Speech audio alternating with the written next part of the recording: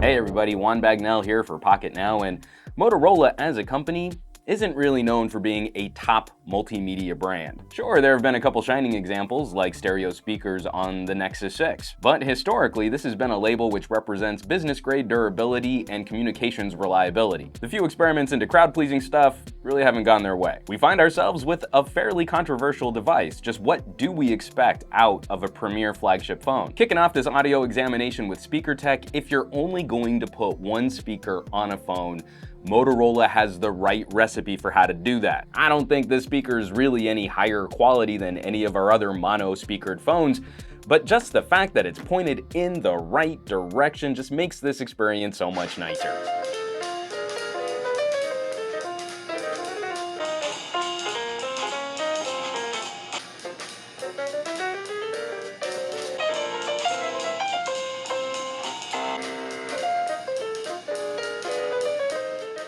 There's only going to be one speaker on your phone, it should be pointed at your face, and it might as well be at the top of the phone so it can double as a much louder speakerphone solution, which still lines up with your ear and your jaw. That's all well and good, but we also have to talk about the headphone game, namely the lack of any 3.5mm headset or phono jack on this phone. We're playing with dongles just like last year's Moto Z. Unfortunately for this year's phone, Motorola is facing much steeper headphone competition. Both LG and Samsung stepped up this year with true 32-bit playback and punchier amps. And standouts like the OnePlus 5 show us you can spend a little less and get a little bit more. Very few modern smartphones really have issues playing 32-bit audio these days, but this is one of the few premium options this year, which is still truncating output back down to 16-bit. Playing a 32-bit 192 kHz audio file, we should be able to generate frequencies of sound that most dogs cannot hear, but looking at the chart, we can see the Moto Z2 is falling way short of the competition. Plus, the rest of the numbers from our analysis are either good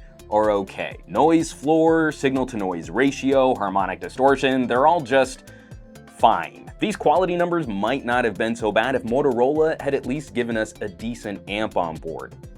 Yeah, this is LG G5 territory and is woefully inadequate for powering nicer headphones. If you're listening to your tunes on some inexpensive consumer earbuds, again, this is all fine. It's gonna be good enough. But at this price point, at this price tier, and with a ton of competition starting to undercut what this phone is launched at, are we really okay with just good enough? These are just obnoxious to keep track of, and if you lose one, say you're traveling, you can't just go to an airport gadget store and hope that they'll have a replacement. Until we can sort out USB audio on Android, really your safest bet for these headphone jack-less devices is to invest in some decent Bluetooth audio gear. And the one small concern there for the Moto Z2, we've not yet gotten confirmation if this supports Aptx. That's a high-quality wireless streaming codec. That's a concern right now, but it's a little less of a concern if we're looking long-term, as Android O should bring native Aptx support to Android. In the future, that higher quality audio codec will just be baked into your operating system. There you have it, folks, the audio on the Moto Z2 Force. I'm digging that front-facing speaker. I really like that as a solution for media and for phone calls,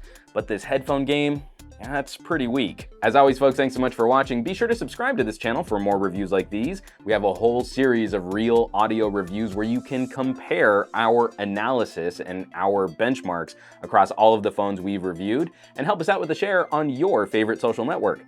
For Pocketnow, I'm Juan Bagnell, some gadget guy on Twitter and Instagram, and I will catch you all on the next review. Only one other flagship phone this year has been playing in this disappointing territory, and wouldn't you know it, it's also rocking a dongle.